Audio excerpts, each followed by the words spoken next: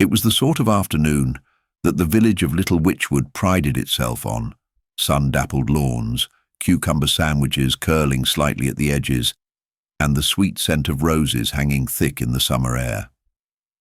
The annual garden fete, held in the rectory gardens behind St. Michael's Church, was an occasion for light charity, heavier gossip, and plenty of sponge cake. Beneath the fluttering bunting and over-ambitious maypole, villagers wandered amiably, pausing to chat, to judge jams and marmalades, and to glance discreetly at each other's outfits. Miss Marple sat quietly in the shade of a lilac tree, knitting, needles clicking gently, though her hands were more occupied with appearance than progress. The old lady, now well into her 80s, had been invited by young Reverend Pilling himself, more out of respect than expectation.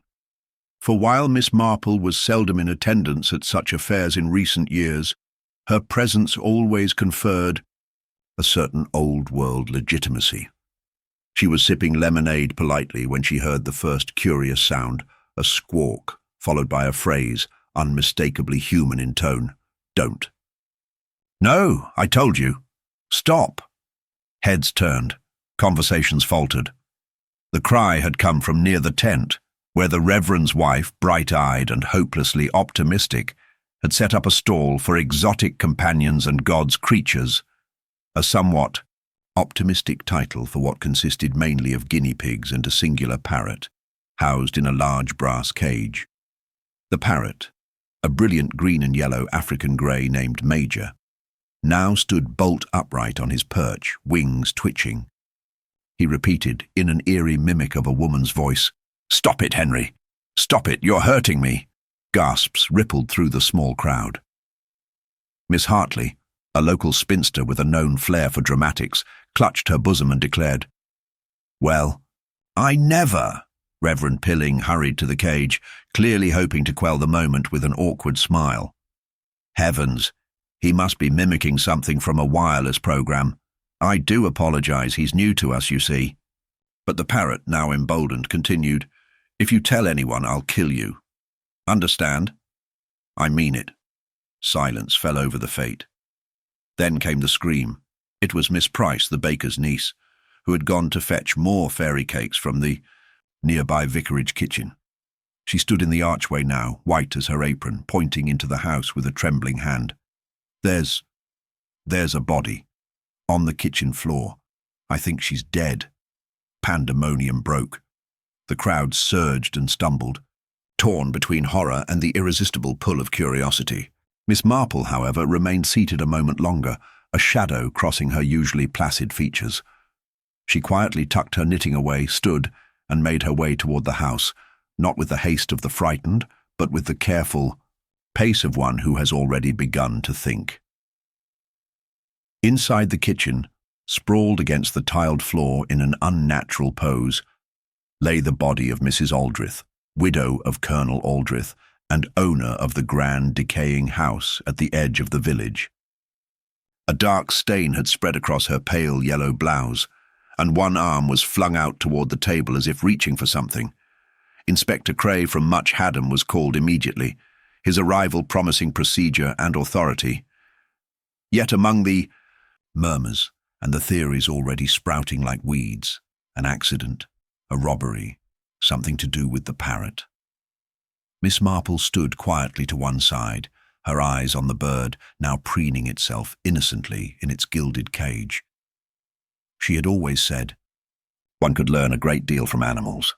But parrots, she thought, especially the talking kind, well, they had a tendency to remember things no one else dared repeat, and this one had just witnessed, or heard, something very important indeed.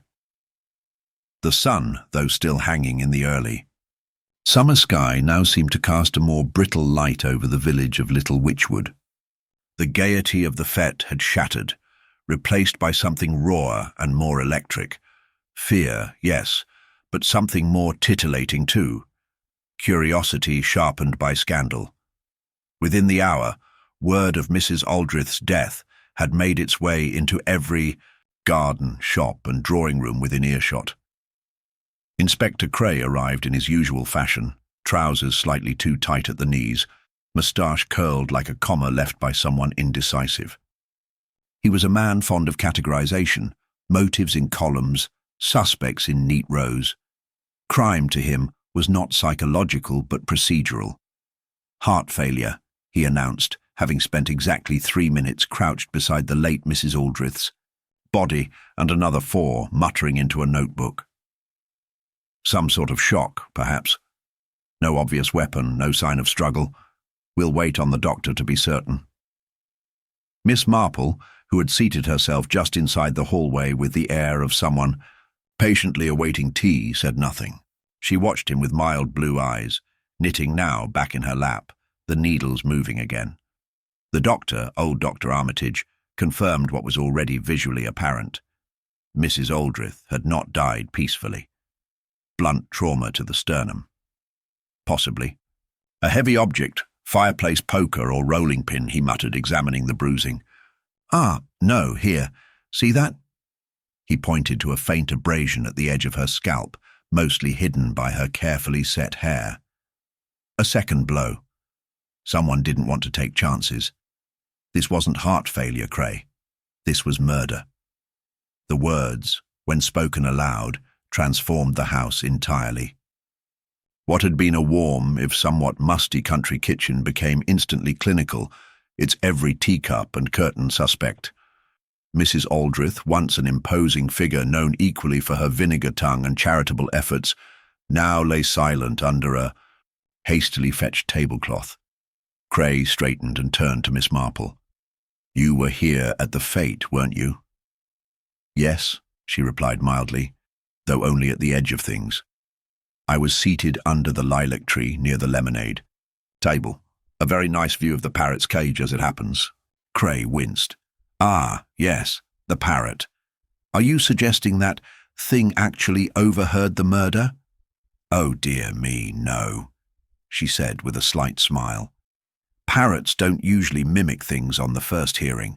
That takes time, repetition. Cray blinked. So you're saying it's been hearing those words regularly?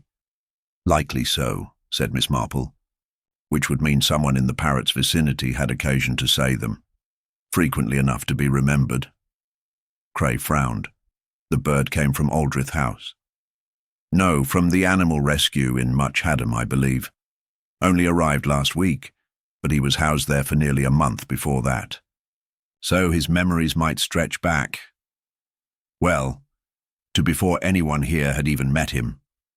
The inspector groaned and looked as though he'd very much like to arrest the parrot for wasting police time.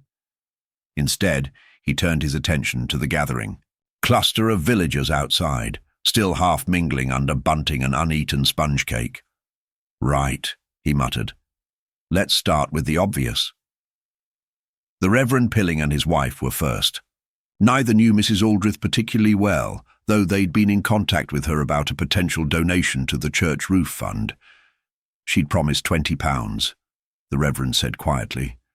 Said it was to be her legacy. A gesture, to counterbalance what she called years of social inconvenience. I assumed she meant her manor, Mrs. Pilling added rather breathlessly. She came in early today, you see, to help arrange the tea urns. Quite generous with her time. And she brought the lemon tarts. Those were hers. Cray wrote that down, though the connection between citrus pastries and homicide eluded him for now. Then came Miss Price, the baker's niece, who had discovered the body. Pale, with flour still streaked across her sleeve, she told her story, 3 times with varying degrees of coherence. She was already on the floor when I came in. I thought she'd fainted. But then, oh, the blood, sir, and her eyes. Cray dismissed her gently and called for Mr. Geoffrey Ridley, a solicitor, who had been speaking with Mrs. Aldrith earlier that day.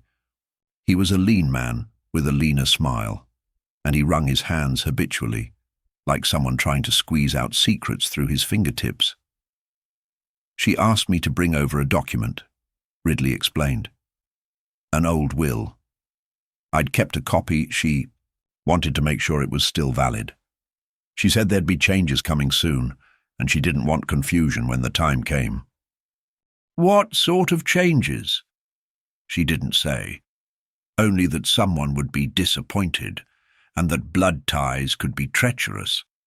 Rather melodramatic, if you ask me. But she was like that. Always an eye for the theatrical.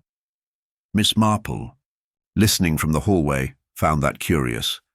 Mrs. Aldrich had never struck her as theatrical. Curt, yes, often impolite, but never fanciful. Unless, of course, she had reason to speak in such tones. Outside, the fete had dissolved into small clumps of murmuring villagers. A cluster of women, led by Miss Hartley, now held court under the jam stall.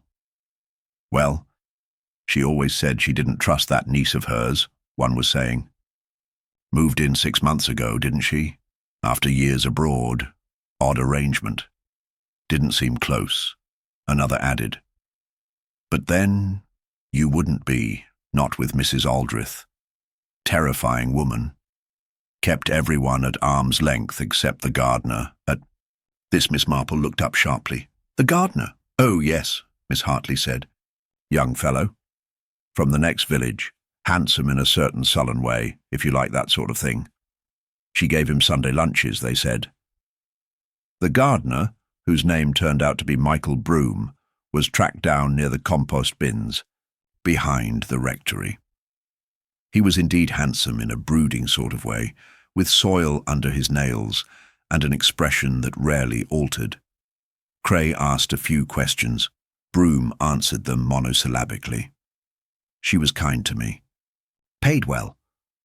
I don't know anything about any of this. Did you see her today? No, he said.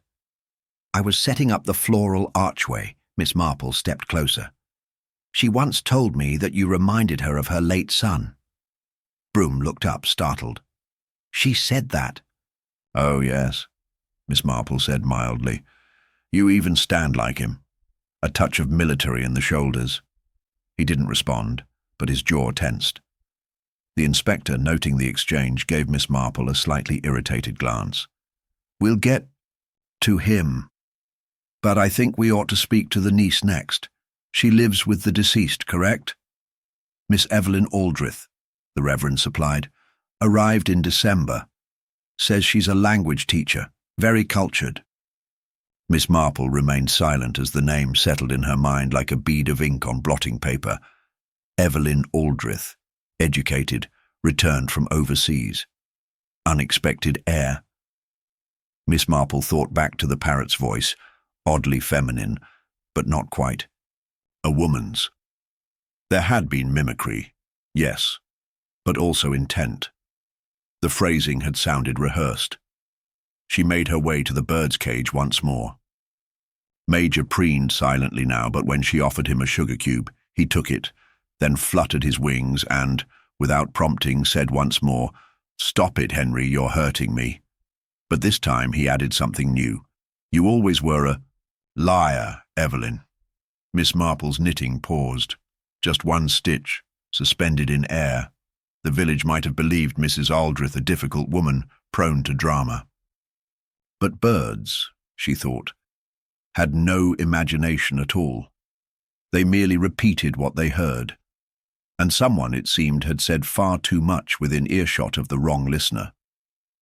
Miss Marple sat quietly on the garden bench just outside the kitchen window, the parrot's words lingering in her mind like a strange, persistent echo. You always were a liar, Evelyn.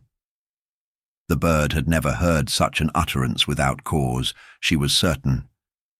Major's sharp voice, though playful, carried the weight of a secret, repeating fragments of a conversation only a few could have shared.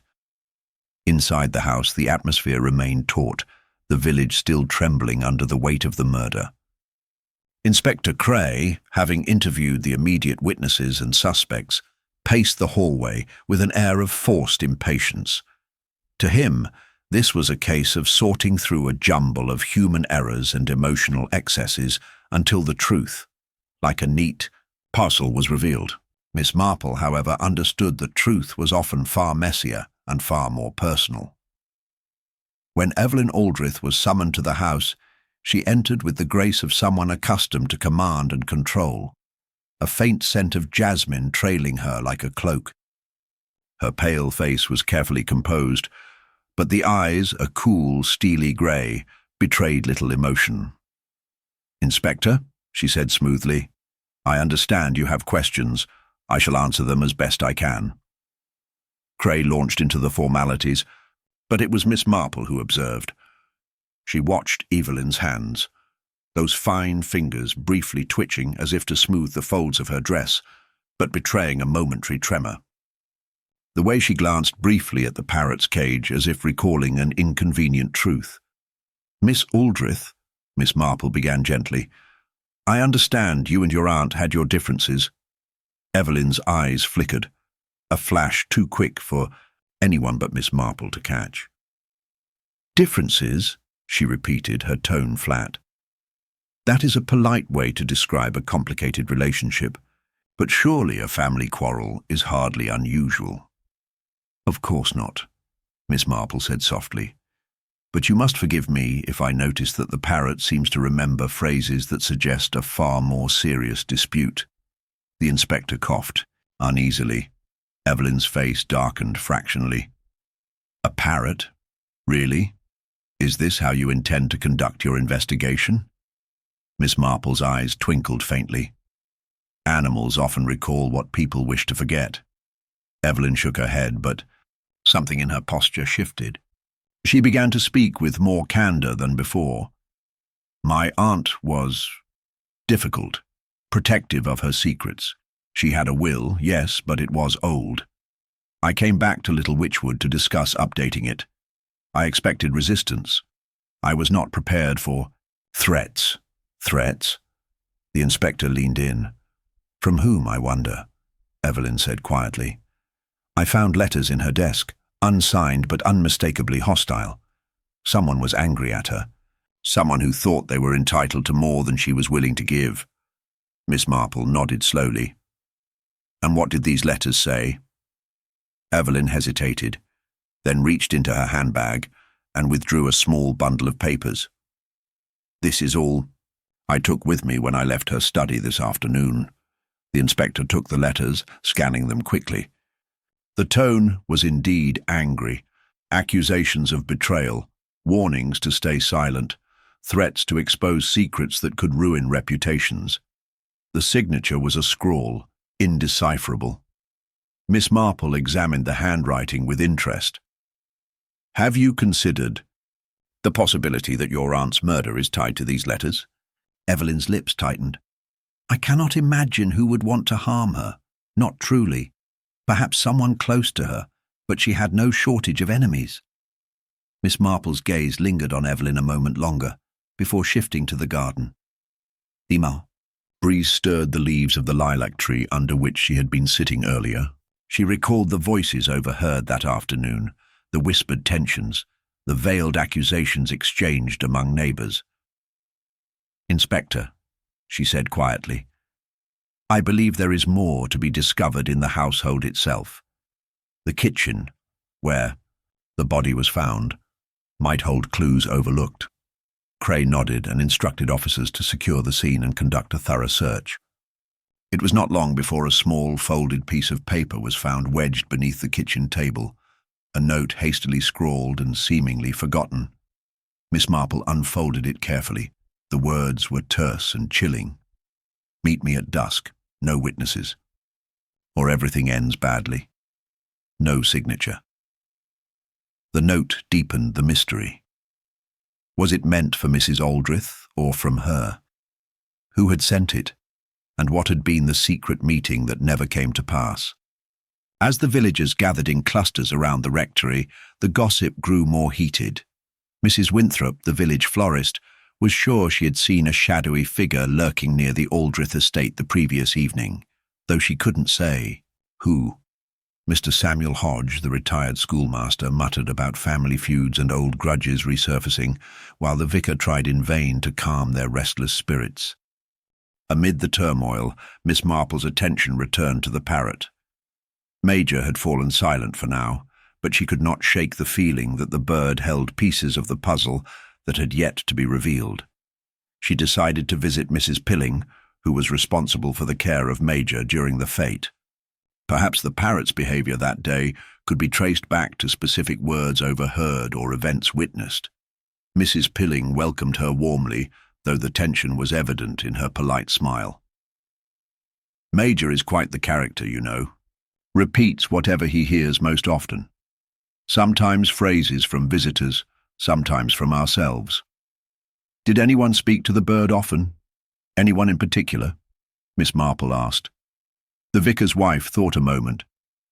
Well, the gardener, Michael, spent quite a bit of time near the bird. He seemed fond of talking to Major when he thought no one was watching.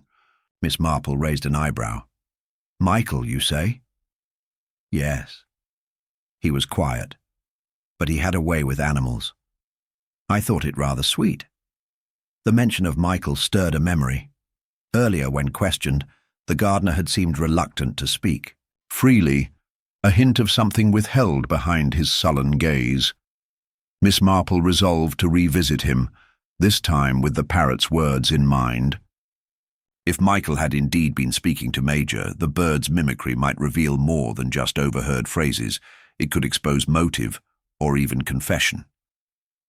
Later that afternoon, Miss Marple found Michael working by the flower beds near the churchyard.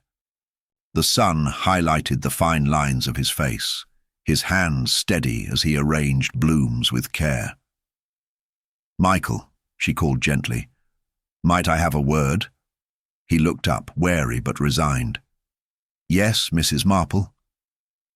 I wanted to ask about the parrot. Did you speak to Major often? Michael hesitated, then nodded. Sometimes. It was the only thing to talk to during long days alone at the estate. Miss Marple smiled kindly. And what sort of things would you say? He glanced around, lowering his voice. I spoke to him as if he were a friend. I said things I wouldn't say out loud. Things about Mrs. Aldrich and her niece. About old family business. Miss Marple's interest piqued. Old family business? What do you mean? Michael's jaw tightened. There was always tension. The Colonel's death left a wound. Evelyn's arrival stirred up things better left buried. The gardener's admission opened a new door. Secrets, resentments and grudges had festered quietly, now threatening to burst into the open. Miss Marple's mind raced. The parrot's words, the mysterious note, the hostile letters, all threads woven into a tangled web of village intrigue. As the sun dipped lower, casting long shadows across Little Witchwood, Miss Marple knew the next steps would be delicate. To unravel the truth, she must listen carefully, not just to words spoken aloud, but to those whispered behind closed doors, and perhaps repeated by a parrot who remembered too much. Miss Marple left the garden with a renewed sense of purpose. Michael Broom's words had peeled back another layer of the village's calm facade, revealing a deepening tangle of grievances and concealed histories. The mention of old family business and the Colonel's death lodged itself in her thoughts. Colonel Aldrich had died some 5 years earlier, a loss that had reshaped the household and perhaps sown seeds now blooming in bitter fruit. Returning to the Aldrich estate, Miss Marple requested to see the late Colonel's study, a room long sealed off from visitors. Evelyn had mentioned earlier that day that she had taken only a few documents from the study, but something told Miss Marple that the heart of the mystery lay hidden amidst the dusty ledgers and framed photographs. The room was exactly as one might expect from a man who had served in the military and held firm notions of order. Leather-bound books lined the shelves, neatly stacked papers sat on the desk, and a large map of the English countryside hung prominently on the wall. The air smelled faintly of cedar and old paper. Miss Marple ran her fingers gently over a photograph of the Colonel with his wife, the late Mrs. Aldrich, looking far more youthful and content than the current portrait of the household suggested. She carefully searched through the papers. A folded envelope slipped out from beneath a heavy leather-bound ledger. It was sealed, bearing no signature or address, only the initials C.A. in an elegant script. Breaking the seal, she found a letter addressed to Evelyn Aldrich. "My dear Evelyn," it began, "there are matters that must be kept from prying. Matters of family honor and legacy. Trust no one outside these walls. When the time is right, all will be revealed. For now, protect what we have built, for the sake of those who come after us." Miss Marple's lips pressed into a thin line. A cryptic warning, yes. But who was the intended recipient? The Colonel, or had he written it as a precaution for Evelyn? And what secrets was he so determined to keep? Her thoughts were interrupted by the arrival of Inspector Cray, his face set with a mixture of frustration and determination.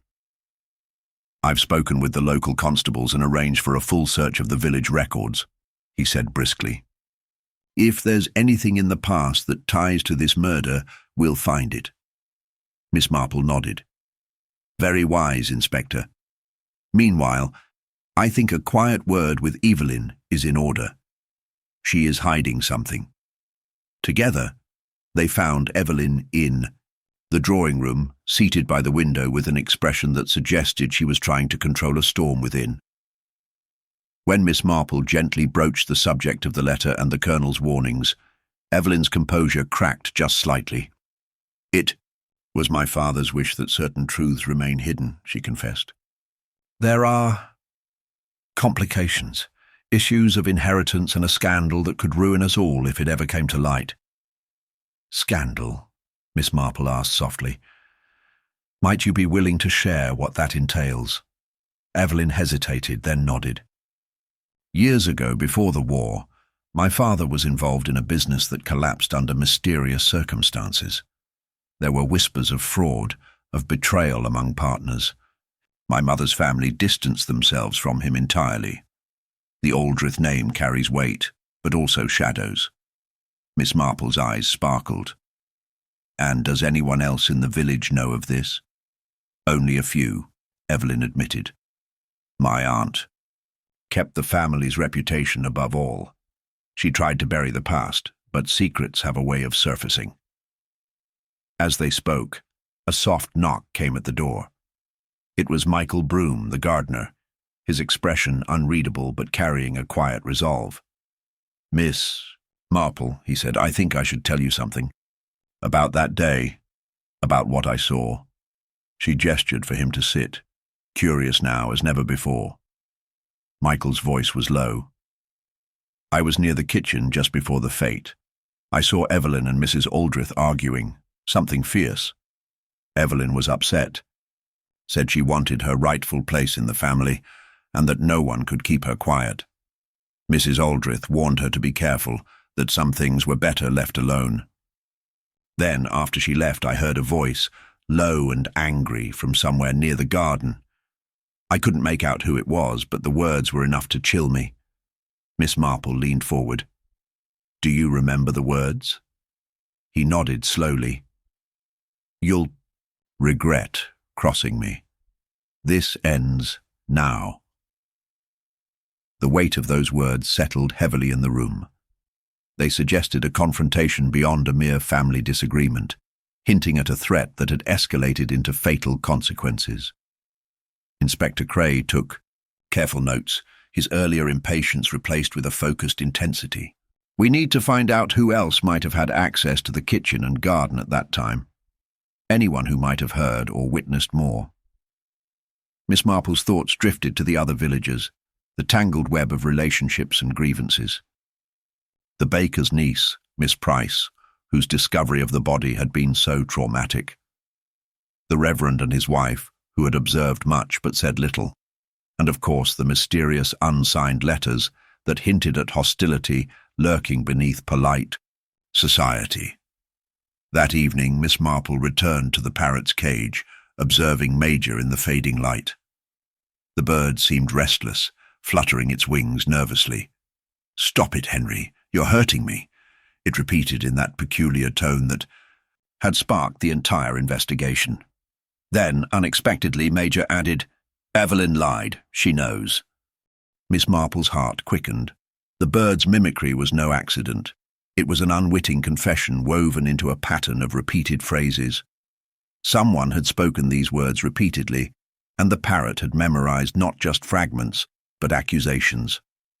She realized the parrot was a silent witness to a hidden dialogue, a dialogue that could unravel the entire mystery. As the village settled into uneasy sleep, Miss Marple sat by the window, knitting quietly. The threads of suspicion, motive, and betrayal were pulling taut.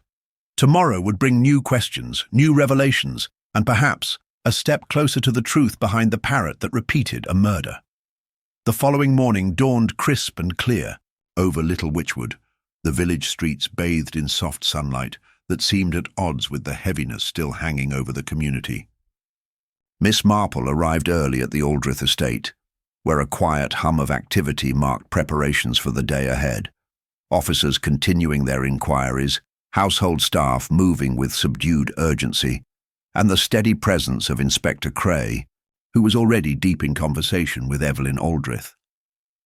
Miss Marple chose to make her way first to the drawing room, where Evelyn sat by the window, her composure far less assured than the day before.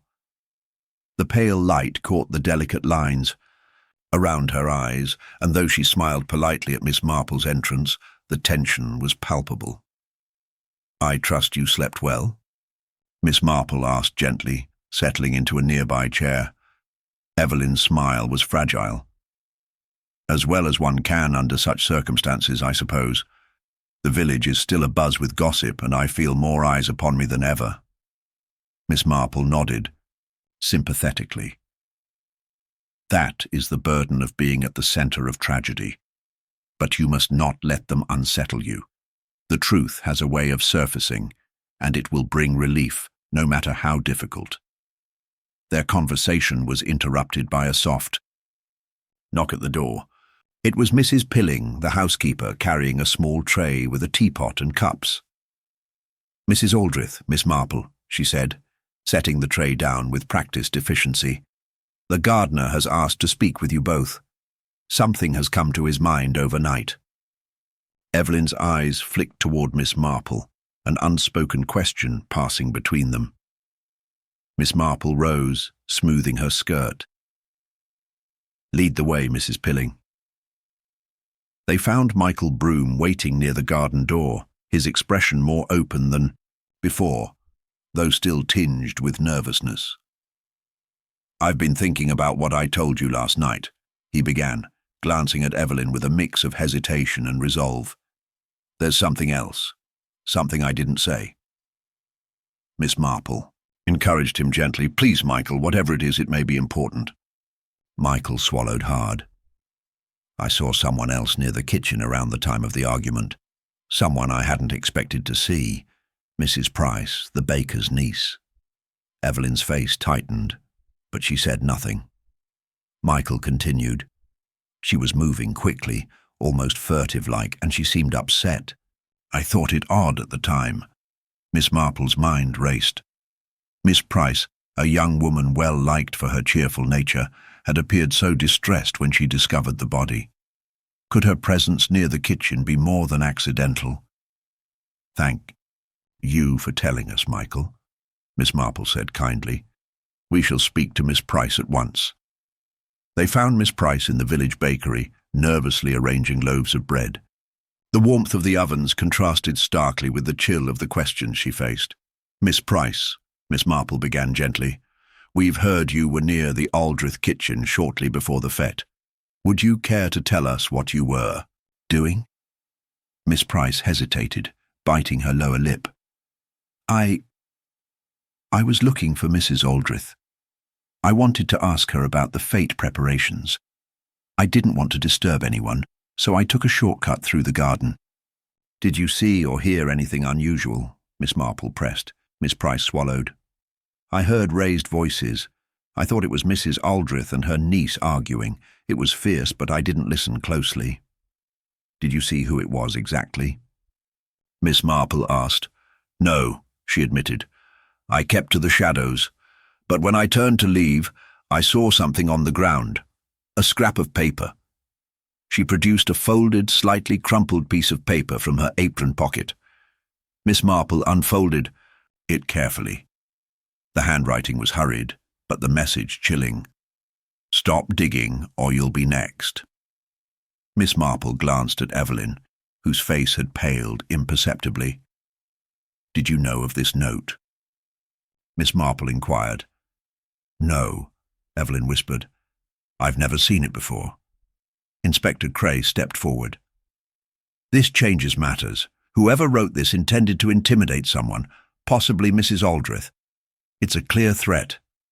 Miss Marple nodded thoughtfully.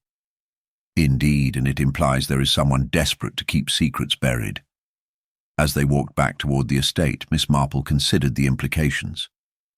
The note suggested a dangerous game being played, with stakes far higher than petty family squabbles. But who had the motive to silence Mrs. Aldrich? And why? Returning to the house, Miss Marple requested to see the correspondence found earlier, the hostile letters Evelyn had spoken of. They gathered in the drawing room as Evelyn produced the bundle from her bag. The letters, though unsigned, shared a consistent tone of menace and accusation, warning Mrs. Aldrich to stay silent or face ruin. Miss Marple examined each carefully, her fingers tracing the irregular scrawls. "There is a pattern here," she murmured. "The writer is clearly familiar with Mrs. Aldrich's affairs and fears exposure. The phrasing suggests bitterness, perhaps even jealousy." "Do you think the letters and the note are from the same person?" Evelyn asked, anxiety flickering across her features. "Very likely," Miss Marple replied. "And whoever it is, they have been watching carefully, waiting for the right moment to strike." The door opened abruptly, and Mrs. Pilling entered, face flushed. "Miss Marple, you must see this." She handed over a small envelope addressed to the police, found tucked behind a loose brick in the garden wall near the kitchen. "Inspector." Cray opened it carefully. Inside was a photograph, an old, sepia-toned image of Colonel Aldrich with another man, whose face was unfamiliar to the villagers. Miss Marple studied the photograph. The other man was well-dressed, his posture arrogant, and there was an unmistakable air of menace about him. "Do you know who this is?" she asked. Evelyn shook her head. "No, but it looks like the Colonel's associates. I've never seen the man before." Inspector Cray frowned. "If he was involved in the Colonel's affairs, perhaps he has a reason to silence the family." Miss Marple's mind pieced the fragments together. The Colonel's shadowy past, the threatening letters, the note warning someone to stop digging, all pointed to a long-buried scandal that someone feared would come to light. But who among the current villagers had the most to gain from keeping these secrets? As evening approached, the village felt the weight of the investigation more keenly. The festival had been postponed, and whispers fluttered from house to house like restless spirits. Miss Marple sat by the fire. Major the Parrot perched quietly nearby. The bird had been unusually silent all day, as if contemplating the gravity of recent events.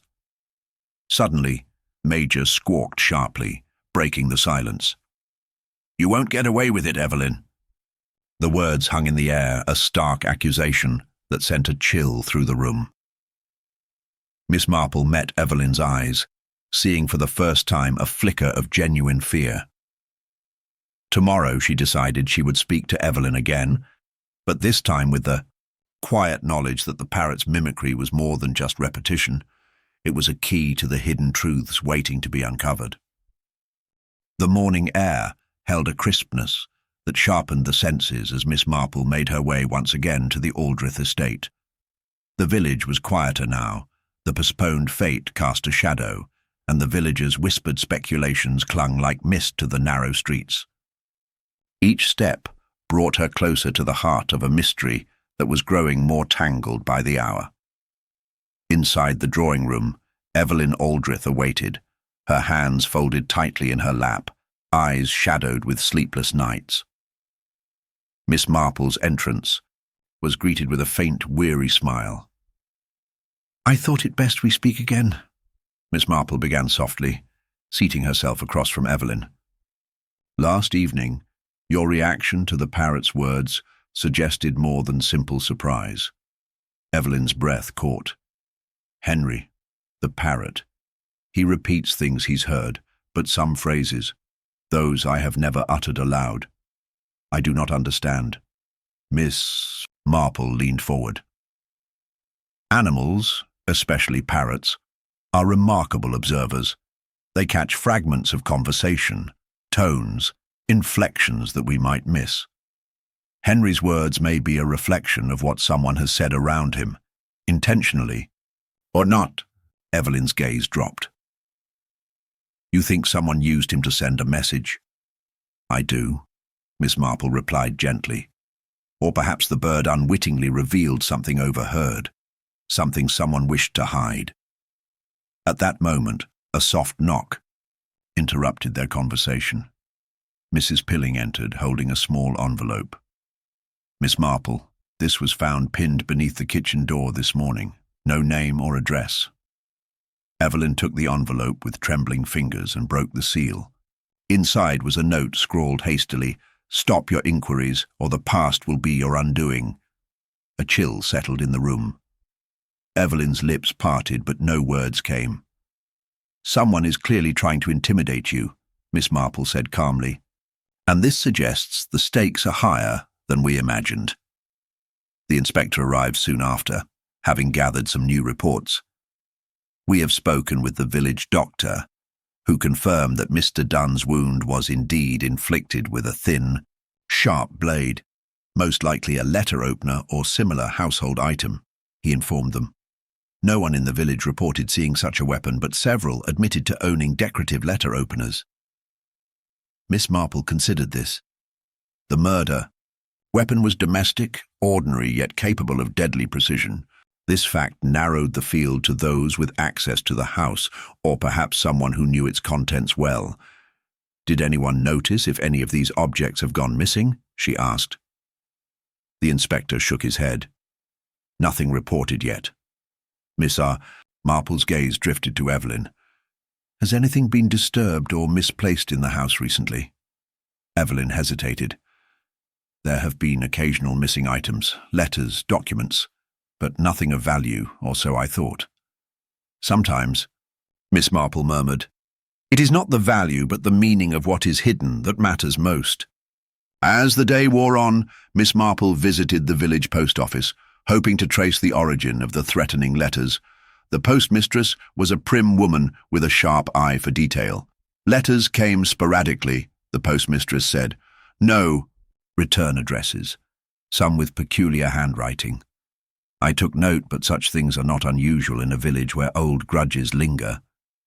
Miss Marple carefully examined a few samples, noting subtle differences in ink and pressure, indicating possibly more than one writer or a single writer trying to disguise their hand.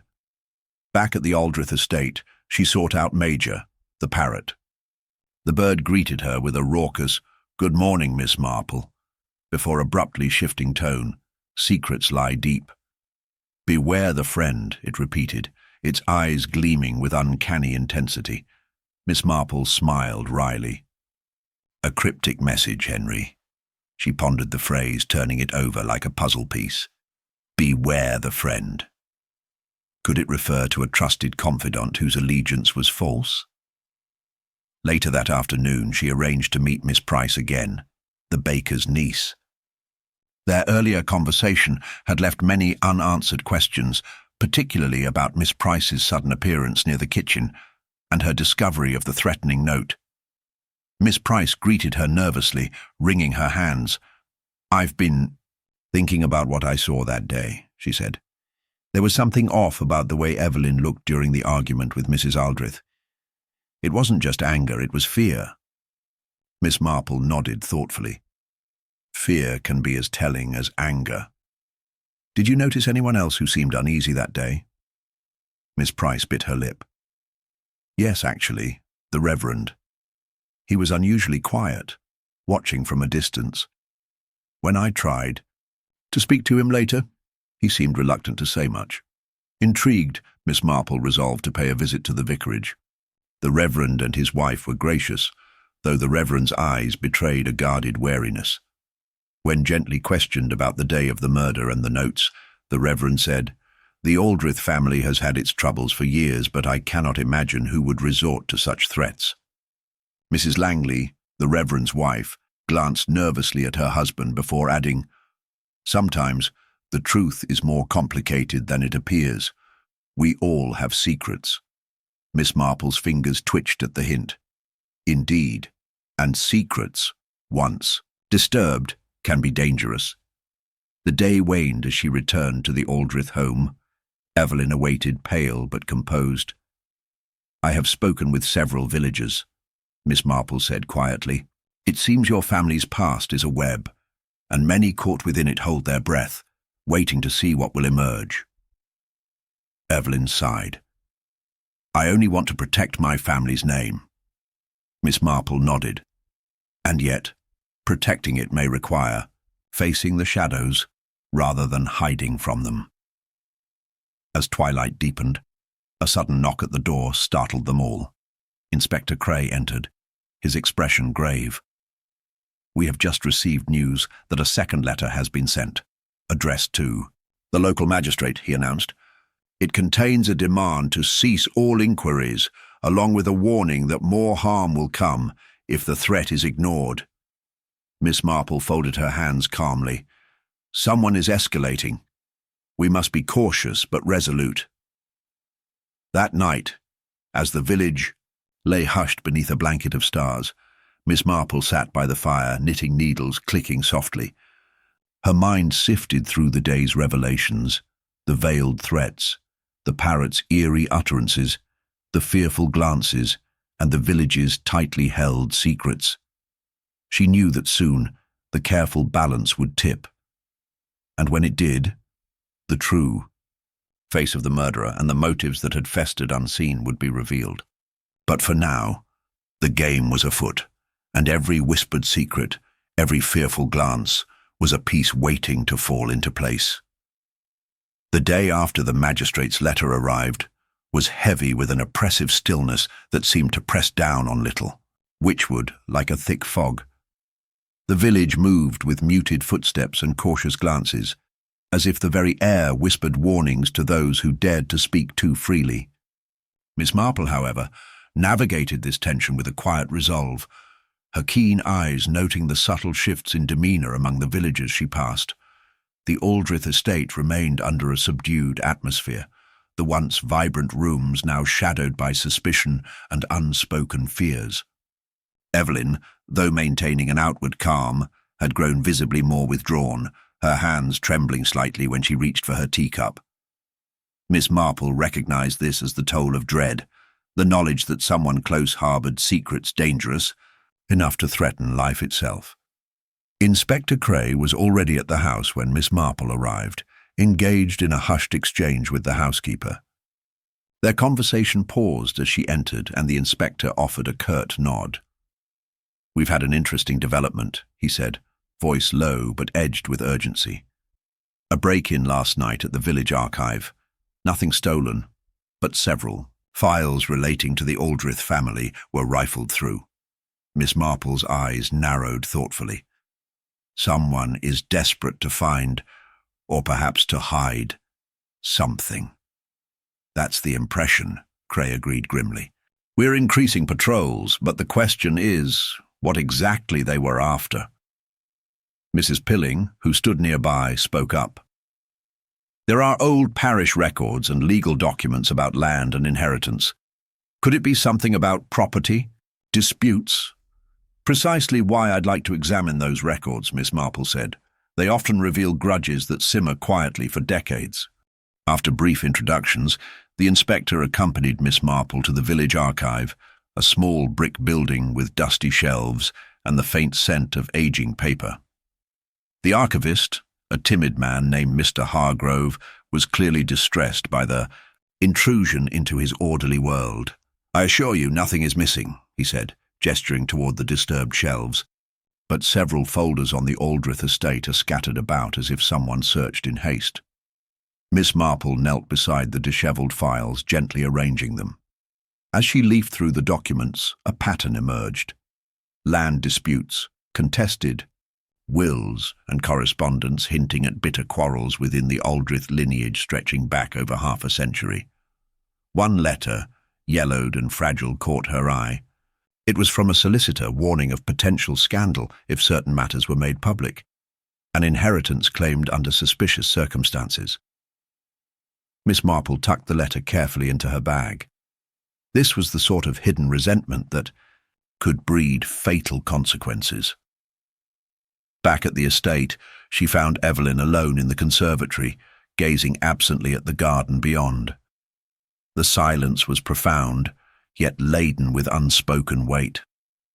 "Mrs. Aldrich," Miss Marple began gently, "I've been studying some old records at the archive.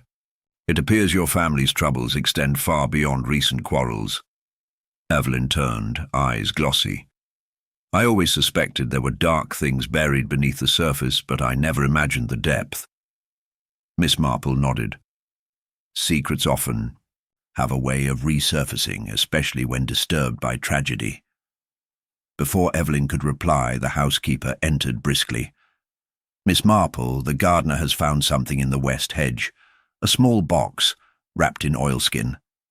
Miss Marple followed Mrs. Pilling out into the fading light, where Michael Broom waited, holding the mysterious parcel with careful hands. Together, they unwrapped the oilskin to reveal an old leather-bound diary, its cover worn and cracked. The pages were yellowed but intact, filled with cramped handwriting that hinted at urgency and despair. Miss Marple's eyes flicked across the opening entry. A name, Arthur Crane, followed by references to disputes with Colonel Aldrich, and threats of exposure. "Arthur Crane," Miss Marple mused aloud. "A name unfamiliar to most, but evidently entwined in the family's past." Evelyn's voice trembled. "The name sounds vaguely familiar. Perhaps an old business partner or rival?" Miss Marple nodded thoughtfully. "This diary may hold the key to the motives behind recent events. But we must be cautious.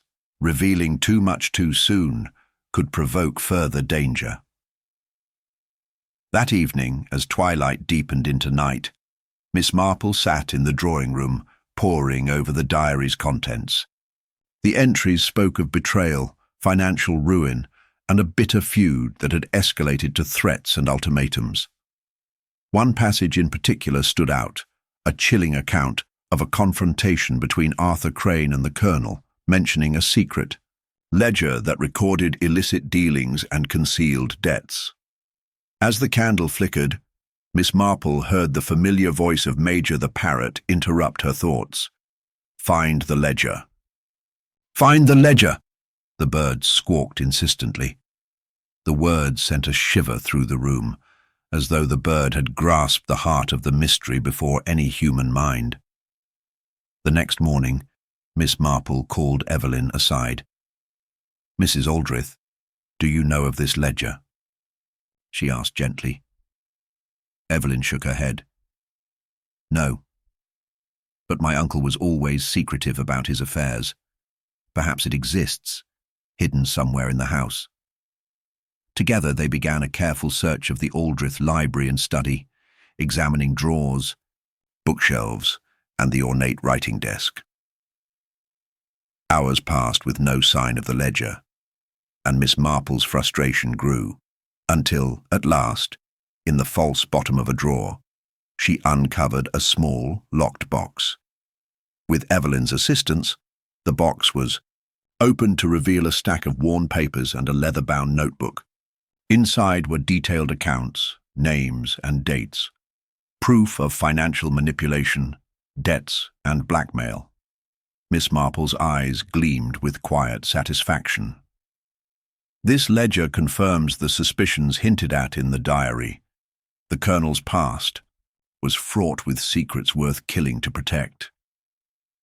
But as she looked up, the expression on Evelyn's face was unreadable, a mixture of fear and something deeper, more complex. At that moment, the telephone rang sharply, breaking the stillness. Inspector Cray answered, his face tightening as he listened. "They've found a body," he announced gravely, "at the edge of the village, near the old mill." The room seemed to close in around them. Another victim, another layer of mystery, and the tangled web of deceit was only growing thicker. Miss Marple rose calmly, her mind already racing.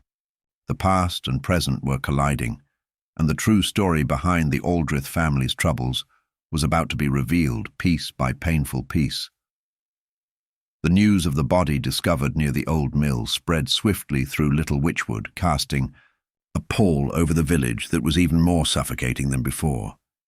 The mill, long disused and shrouded by dense overgrowth, had become an eerie landmark, once a symbol of the village's industrious past, now a shadowy backdrop to a growing tragedy. Miss Marple and Inspector Cray arrived at the scene shortly after dawn. The rising sun filtered weakly through the tangled branches, casting long shadows that danced over the uneven ground. The body lay partially concealed by a tangle of brambles and fallen leaves, its pale features drawn tight in death's final expression. The victim was identified as Robert Crane, a distant relative of Arthur Crane, whose diary and ledger had recently come to light. Robert's arrival in Little Witchwood had been quiet and unremarked upon until now. Inspector Cray surveyed the scene with a practiced eye. Cause of death appears to be blunt force trauma, possibly a fall or an attack with a heavy object. Miss Marple crouched near the body, observing details others overlooked: the angle of the bruising, the disturbed soil beneath, a fragment of torn fabric caught on a thorn. Her gaze shifted beyond the body to the dense woodland surrounding the mill. Someone had gone to considerable trouble to conceal Robert here, but why? And what had he uncovered that cost him his life? The villagers, gathered nearby, their faces a mixture of shock and morbid curiosity. Evelyn Aldrich stood apart, pale but steady, her hands clasped tightly. Miss Marple caught her eye briefly, sensing a complex swirl of grief, fear, and something more elusive, perhaps guilt or resignation. Later, back at the Aldrich estate, Miss Marple convened a meeting with Evelyn and Inspector Cray, determined to piece together the expanding puzzle. "Robert Crane's death changes the dynamics," Miss Marple began. "His connection to Arthur Crane suggests a continuation of that old feud. But we must ask what brought Robert here now, and what he knew." Evelyn swallowed hard. "Robert arrived last week saying he wanted to reconcile family matters and perhaps settle old disputes. He mentioned the ledger and threatened to expose wrongdoing if his claims were ignored." Inspector Cray frowned. "He had enemies then. Plenty of motive for murder." Miss Marple nodded. "Indeed. But we must look beyond the obvious." She turned her gaze toward Evelyn. "Mrs. Aldrich, you mentioned missing letters and documents earlier. Might Robert have been searching for more than just family reconciliation?" Evelyn's eyes darkened. "Possibly. There were whispers of a secret, something my uncle kept hidden. Robert believed it could restore his fortunes." The atmosphere thickened with unspoken tension. It was clear the Aldrich family's history was a minefield with buried secrets capable of detonating at any moment. That evening, Miss Marple visited the village pub, the Old Stag, where the locals gathered after a day heavy with gossip and speculation. The room buzzed with subdued conversation, punctuated by the clink of glasses and the occasional sigh. She found herself seated beside Tom Fletcher, the miller's son, a man known for his sharp tongue and sharper eyes. "Miss Marple," he greeted. With a nod, "I hear you've been poking about the old family business." "I'm merely trying to understand the facts," she replied gently. "People come and go in this village, but some things linger, don't they?" Tom leaned in conspiratorially. "Robert Crane wasn't well liked, if you ask me. Came back, here with a chip on his shoulder and a grudge that went back years. Folks say he was nosing around places best left alone." Miss Marple studied his face. "And who might want him silenced?" Tom shrugged. "Could be more than one. But there's talk about the Aldriths themselves, not just Evelyn but others with stakes in keeping certain truths hidden. Her thoughts turned to the parrot, Major, and the cryptic warnings it had repeated. "Beware the friend," she murmured under her breath. Friends, enemies, family. Sometimes the lines blur, Tom said quietly. Later that night, Miss Marple returned to the Aldrith estate, her mind weaving through the threads she had gathered. She was met at the door by the housekeeper, who whispered urgently, "Miss Marple, there's been another incident." Upstairs, in Evelyn's room, she found the woman shaken but unharmed. A window was open, its curtains billowing in the night breeze, and the faint scent of tobacco lingered in the air, an unfamiliar smell in the Aldrith household.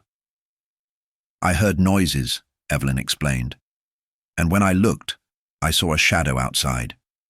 Whoever it was fled when I called out." Miss Marple's eyes gleamed with quiet determination. "They're becoming reckless. The danger is escalating." As she examined the window, she found a small, torn piece of fabric snagged on the latch, dark, with a faint trace of embroidery. A puzzle piece dropped into place, the same kind of fabric worn by someone she had already considered suspicious. The next morning, Miss Marple requested a gathering of the primary villagers and family members at the Aldrith estate. Her invitation was met with reluctance, but curiosity and the weight of the events compelled attendance. As they assembled in the drawing room, Miss Marple spoke softly but firmly. "The murders and threats that have disrupted our peaceful village are not random acts. They are tied to long-held secrets, betrayals, and fears." She paused, allowing the gravity to settle.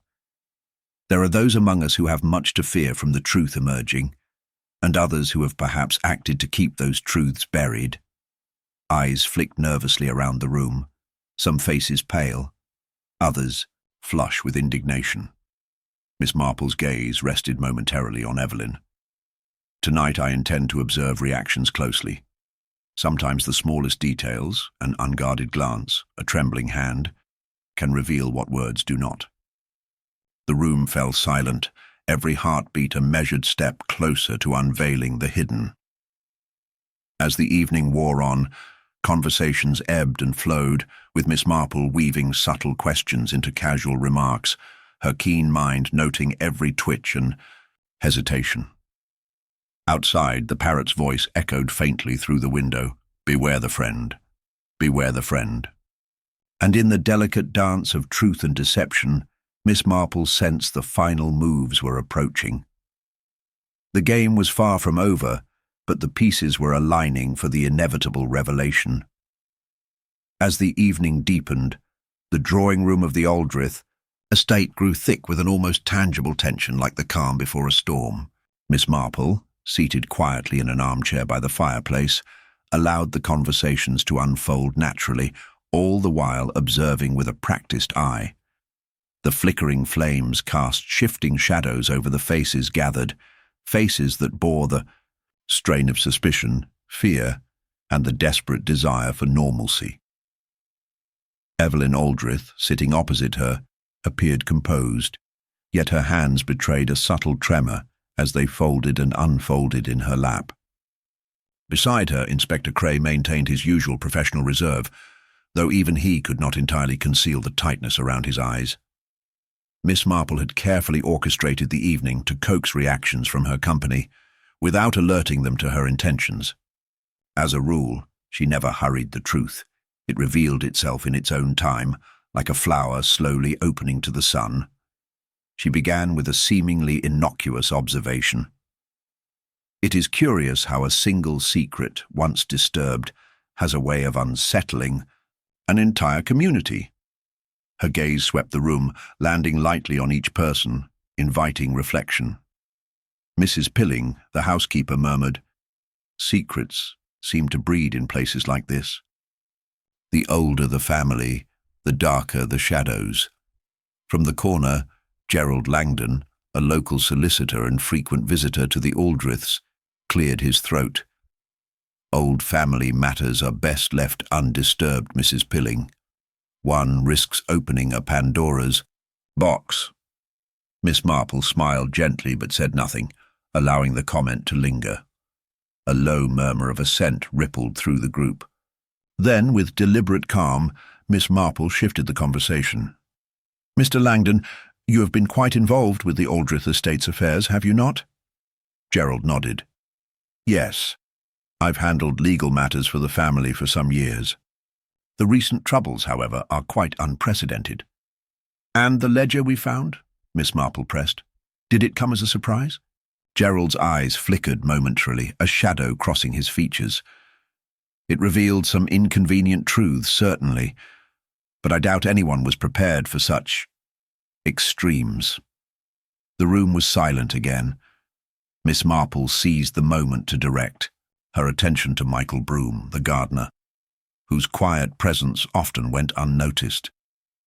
"Mr. Broom, you discovered the diary in the hedge, did you not?" Michael nodded, a faint flush colouring his cheeks. "Yes, ma'am. It was a strange thing to find, but I thought it best to bring it in." "Do you recall seeing anyone near the hedge recently?" Miss Marple asked, her voice soft. Michael hesitated. "There was someone last week, late in the afternoon. I couldn't see much, just a figure moving quickly away." "Can you describe the figure?"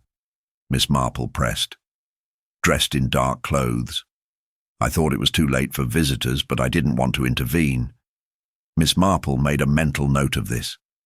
The late afternoon was a time when many were accounted for, which narrowed the possibilities. The conversation drifted, but Miss Marple's mind worked with relentless focus. She was piecing together a tapestry woven of small but crucial threads, the hidden resentments, the old feuds, and the new fears.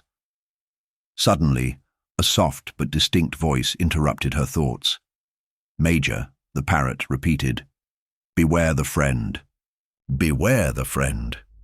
A ripple of uneasy smiles and nervous glances passed through the room. Miss Marple's eyes twinkled with quiet amusement. "Major seems to have taken quite an interest in our affairs." Evelyn, startled, leaned closer. "That bird has an uncanny way of saying just the right thing." Miss Marple allowed the moment to settle, then resumed her gentle interrogation, shifting her gaze toward Gerald Langdon. "Mr. Langdon, in your legal capacity, would you say the family was on the brink of scandal prior to these recent events?" Gerald adjusted his glasses, his voice measured. "There were certainly financial irregularities that could have had serious consequences if they became public. And might such exposure provoke strong reactions?" Miss Marple's question hung in the air. Gerald swallowed. "It might. Yes." The inspector took over at that point, asking pointed questions about who had the most to gain or lose from silencing Robert Crane. Miss Marple listened, noting the subtle defences, the shifting eyes, and the barely suppressed tension as the evening wore on. She observed Evelyn closely. The young woman's composed exterior cracked briefly when Miss Marple casually mentioned the torn fabric found at the window. Evelyn's hand twitched, and her gaze dropped to the floor. Miss Marple gently pressed, "Mrs. Aldrich, do you recognize this fragment?" Evelyn hesitated before nodding. "It resembles a scarf I gave to my cousin Edward. He wears it often." A flicker of surprise crossed the room at the name. Edward Aldrich had not been mentioned in recent days, and his absence was conspicuous. Miss Marple's mind turned over this new piece of information. Edward was the Colonel's nephew and had lived abroad for several years. His return could change the dynamics entirely. The inspector frowned. "Where is Edward now? Has anyone seen him since Robert's death?" Evelyn looked uncertain. "He was supposed to come to Little Witchwood last week, but no one has heard from him." Miss Marple rose from her chair, steady and deliberate. "It seems our circle of suspects may widen. I suggest we inquire about Mr. Aldrich's whereabouts immediately." The room hummed with unease. the walls seeming to close in as the fragile veneer of civility cracked further. Miss Marple's thoughts circled back to the parrot's repeated warning. Beware the friend. Who, among those here, was playing a deeper game? Who masked their true intentions behind a facade of loyalty? Later that night, Miss Marple sat by the fire, the diary and ledger open before her once more. The entries detailed betrayals and alliances that spanned decades, but it was the present danger, the immediate threat to lives, that demanded clarity. She reflected on the visitors to the village, the disturbances, and the growing pattern of fear. Someone was orchestrating events to protect secrets that could topple reputations and fortunes alike. As dawn approached, Miss Marple felt a quiet certainty settling within her. The final act was near. The threads she had been carefully unraveling were drawing her toward a truth that, once revealed, would shock little Witchwood to its core. But for now, patience was her ally. The greatest revelations came not from force, but from the subtle unveiling of human nature, and Miss Marple was masterful in that art. The morning sun was pale and hesitant as Miss Marple stepped out onto the garden terrace, the cool air crisp with early June freshness. The village of Little Witchwood was slowly stirring, shopkeepers opening their shutters, children making their way to school, and the steady murmur of voices weaving through the narrow streets. Yet beneath the surface of daily routine, the unease lingered like a shadow. Miss Marple's mind was occupied with the developments from the previous evening. Edward Aldrith's unexpected mention, coupled with the torn scarf fragment, had deepened the mystery. Questions about his sudden disappearance gnawed at her.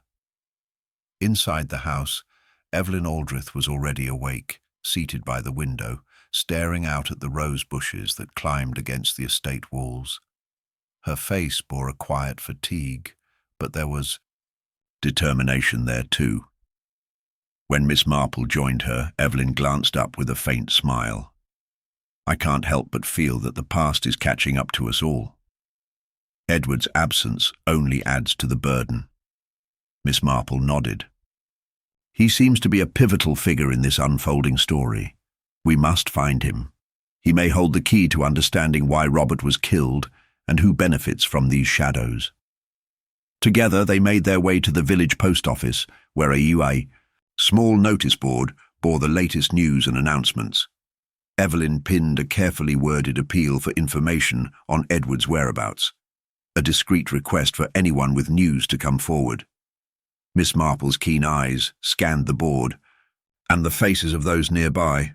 The postmistress, a prim woman named Mrs. Halliday, offered a cautious greeting but quickly dropped into whispered conversation about recent events.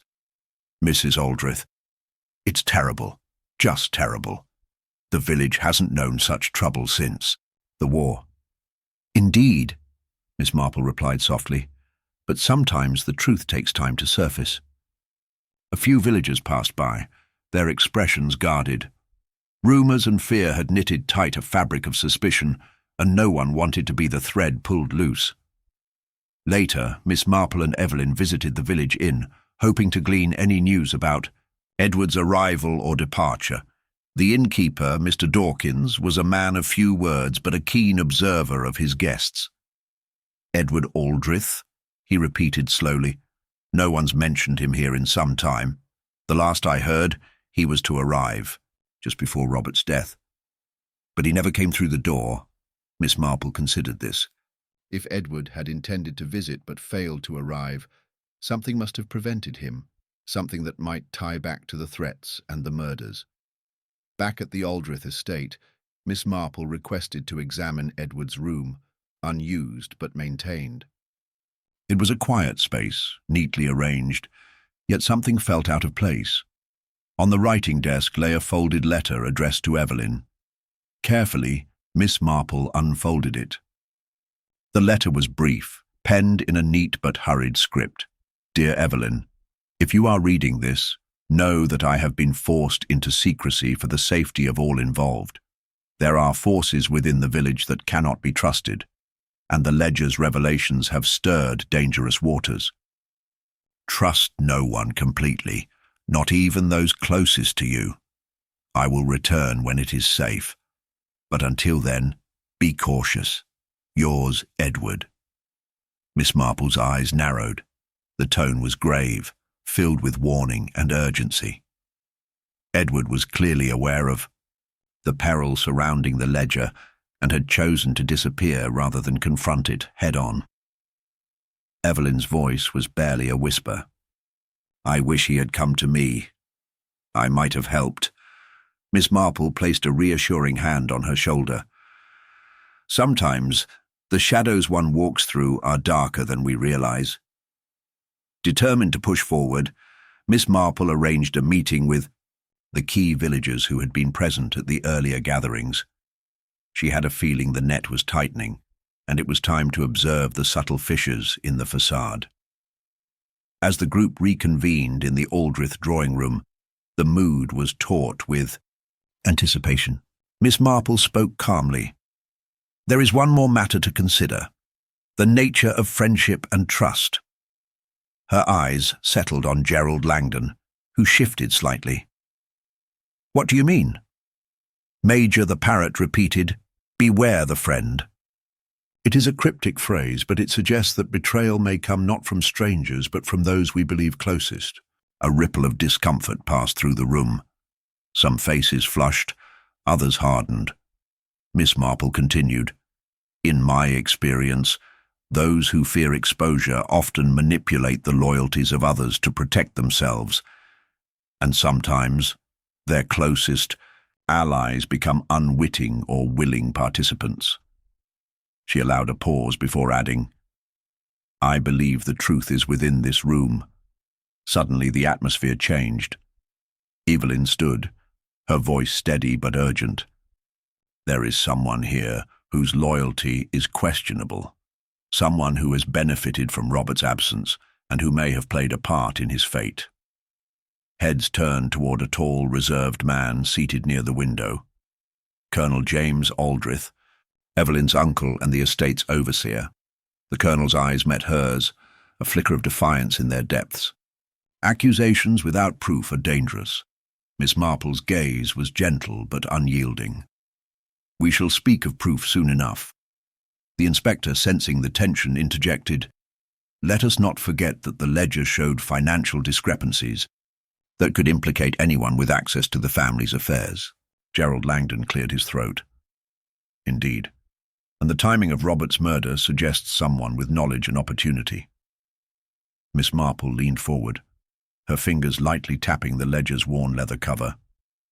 Opportunity and motive often walk hand in hand, but it is the subtle signs, the flickers of hesitation, the contradictions in stories that reveal the true culprit. She turned to Evelyn. Who do you trust? Evelyn's eyes welled with tears. I want to believe the best in everyone, but I fear that trust has been misplaced. Miss Marple nodded sympathetically. Fear and loyalty are powerful forces, forces that can blind or reveal. The conversation took on a sharper edge as villagers shared guarded observations and half-truths. Each revelation deepened the labyrinth of motives and alliances. That evening, after the guests had departed, Miss Marple lingered by the window, watching the stars emerge in the clear night sky. The village of Little Witchwood was a quiet place once more, but beneath its serene surface, the echoes of deception and danger still stirred. Her thoughts returned to Major, the parrot, whose repeated warning had been both eerie and insightful. Beware the friend. The final test was approaching, the moment when the fragile threads of truth would snap into place and the mask of friendship would fall away. Miss Marple understood that the resolution lay not in force or haste, but in the delicate art of human nature's unveiling.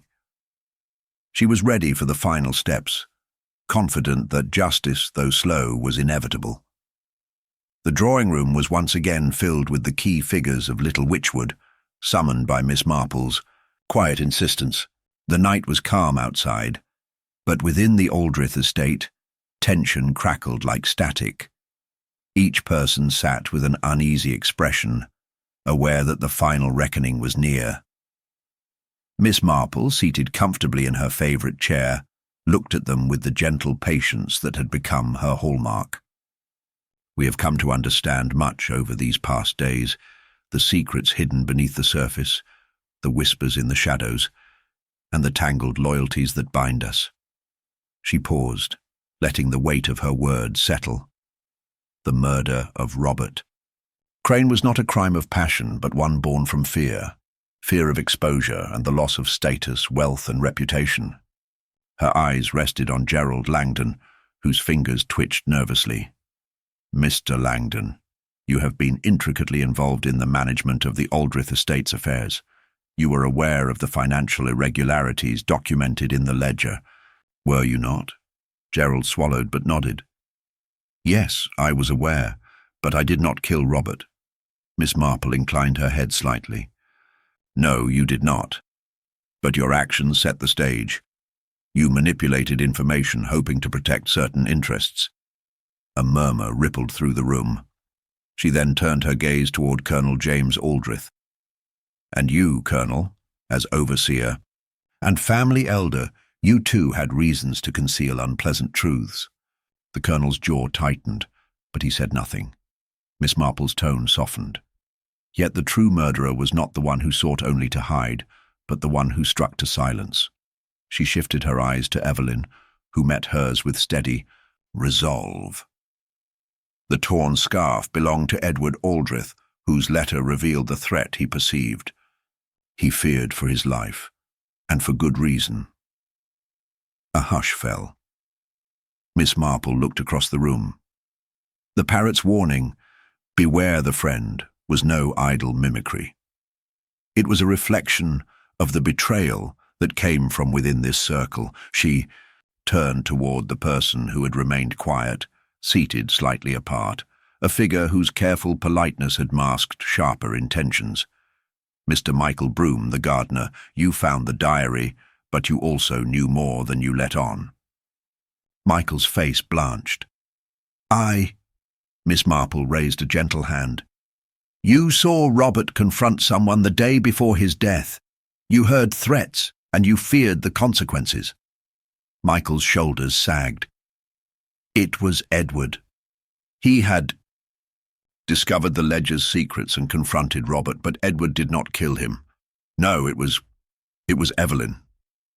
Gasps echoed. Evelyn's eyes flashed, but Miss Marple continued with quiet authority.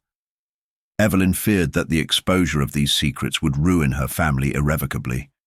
When Robert threatened to go public, she acted in desperation. Evelyn's voice trembled as she spoke. "I never meant to kill him. It was a moment of panic. He pushed me, I stumbled, and he fell. I only wanted to silence him." Miss Marple nodded compassionately. The truth often arrives with a heavy heart. But justice is not about punishment alone, but about revealing what lies beneath. Inspector Cray moved forward to place a gentle hand on Evelyn's arm, signaling the end of her flight. As the room exhaled, Major the Parrot squawked softly, "Beware the friend," one last time, before settling into silence. The village of Little Witchwood would slowly heal, its fragile peace restored, but forever marked by the revelations uncovered.